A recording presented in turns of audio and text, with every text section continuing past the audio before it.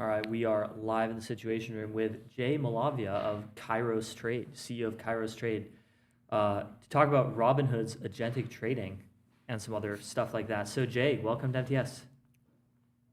Thank you. Thank you for having me, Theo. It's a pleasure to be here, and congratulations on all of your recent success on the launch of MTS. Thank you. Preach.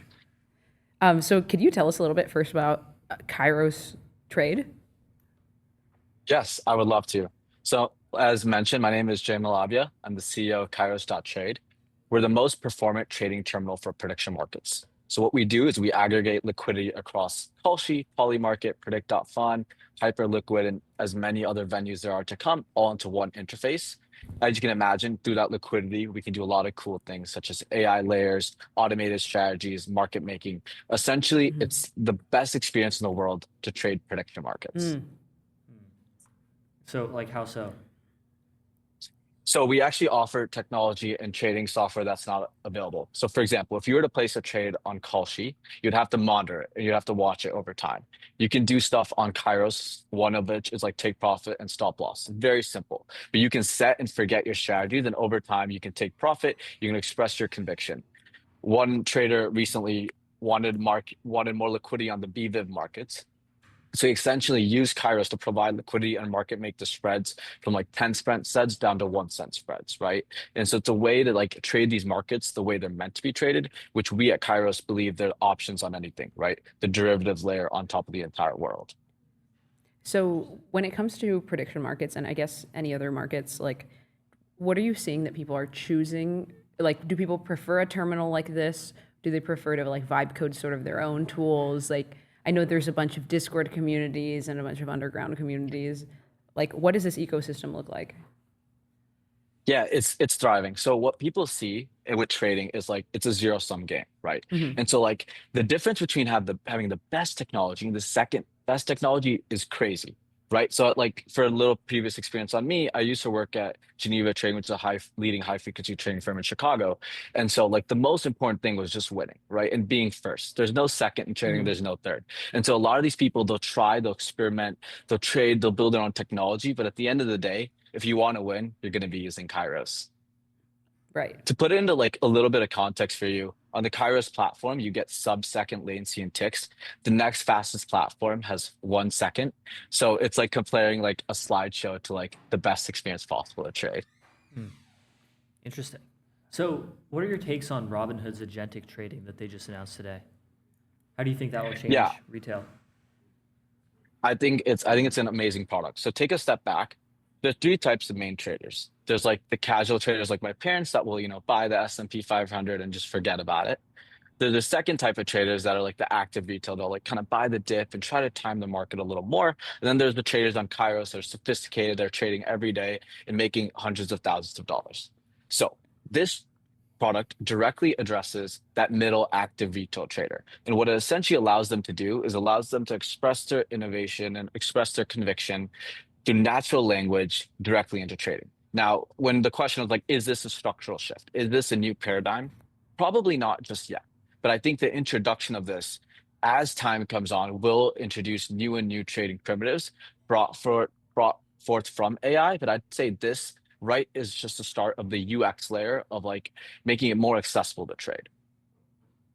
Do you think that other companies will start to roll out like prediction markets? Like, do you think trad finance companies will start to roll these out? What other things do you think they're going to like jump the gun on? For prediction markets, 100%. So when I was working at SIBO, they actually wanted me to help contribute to their early prediction market initiatives. And I left because I felt that like as new exchanges like CME, SIBO, Kalshi, Polymarket, at the time there's a clearing company, now Coinbase, they're all going to release prediction markets. And there's different liquidity because of the nature of markets are inherently inefficient.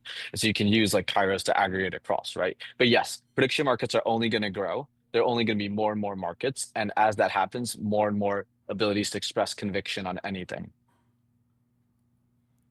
Great. Are you yourself a prediction markets trader? How did you sort of get into this? Yeah, so I started off an election season when I saw what was this net new way to trade and express belief on, and then over time, I've started to trade a lot more and more like market make on various platforms, but now a lot of my trading just is through testing and making sure that Kairos can do a lot of cool things. But yeah, I was a heavy trader. I worked at a trading firm. I worked at a SIBO as well, building out like the instruments on the other side too. Yeah. What does like the role of a market maker look like at some of these companies? It's a bit of an That's ambiguous a role to me.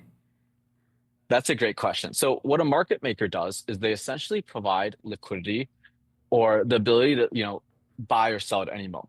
So the easiest example for this is imagine you have your car, right? And it's actually worth $30,000. Now, if you went to sell it today and you're like, I want to sell it right now, what are the chances that someone will buy it to you on the spot for $30,000? Probably not, right? Like someone might buy for like 20,000 and be like, "Hey, I'll buy for 20,000." And so like there's a spread between what you'll buy and what you'll sell at. A market maker will come in and be like, "Hey, I'll buy it at $29,000 and 99,999 because I know that it's worth 30,000. I can sell at any moment." So that's why when you go in for like equities like Apple, there's someone always willing to buy it right below the price and right after the price. That spread is the money they make. So for market makers on Kairos, they're actually making 1 cent spread, but they're doing it so repeatedly and over time that it actually compounds, right? And so that's like the cool thing about market making. They make markets more efficient, and it's an actually incredibly important way and role for how financial markets function. Great. Yeah.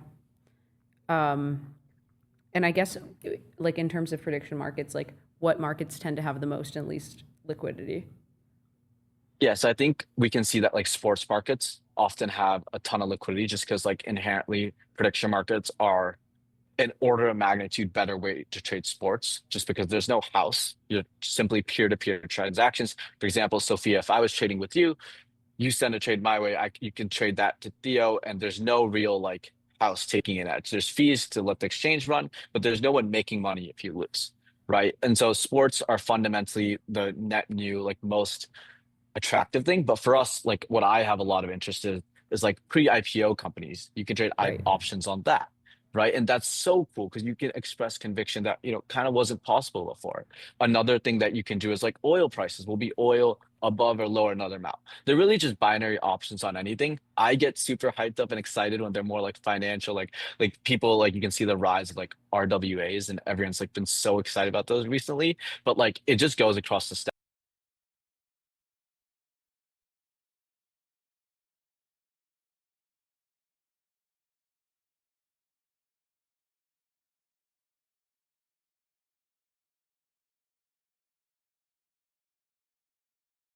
using AI. Leaves the question like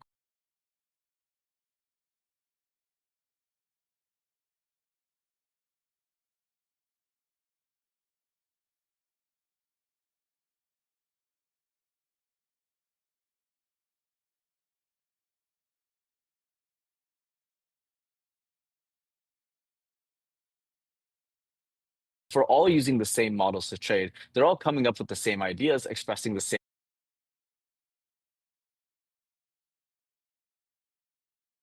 that we'll see models showing the same thing. And then so that leaves the question like, where is the alpha, right? If I'm a trader, where am I going to make money if we're all using the same models, all the same stuff, right? And so the question comes down always to the proprietary data and access. So just for example, like on Kairos, we have news piped in from high frequency trading firm providers directly into your model. So if you're making a trade directly, you'll get that news before anyone else in the world. We have like messages that come up in like random Telegram chats that surface, right? It's that fast. And so by access to that information that's proprietary that like maybe like if Theo you set up the Robinhood agent wouldn't have, that is an edge, right? Because it's a zero sum game and I'm before someone else and selling off my positions. On the contrary, like you can just see that with like faster execution, right? Or like sub-second data. So proliferates around the stack. So the biggest question, if I were using AI to trade, is like not only like what is the model and does it have access to my like Robinhood account, which is great. But the biggest question is like, what other data is that platform providing to me to make sure that I have an edge over the other 1,000 users? Totally. Well, this has been super interesting, Jay. Thanks so much for coming on MTS. Cool. Thank you for Thanks so having much me, for guys. joining. It's been a Absolutely. pleasure. Good Of luck with course. Kairos. Thank you.